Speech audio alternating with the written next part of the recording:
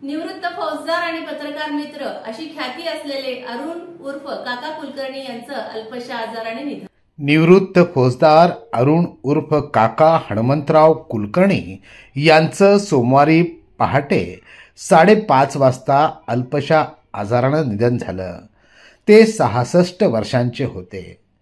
त्यांच्या पश्चात पत्नी, 1 मुलगा, 2 मुली, नातवंडे, जावई असा परिवार आहे. राज्य गुप्तवार्ता विभागातून ते निवृत्त झाले होते.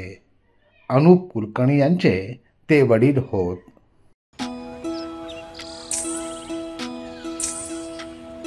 नारी म्हणजे संस्कार, नारी म्हणजे भक्कम आधार,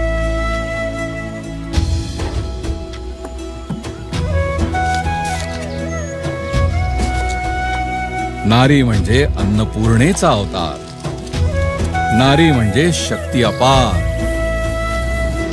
आणि या नारी शक्तीच्या सन्मानार्थ महाराष्ट्र शासनाने सुरू केली आहे मुख्यमंत्री माझी लाडकी बहीण योजना.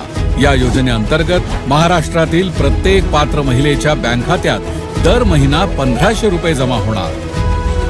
सन्मान बहिणींचा, सन्मान महाराष्ट्राचा.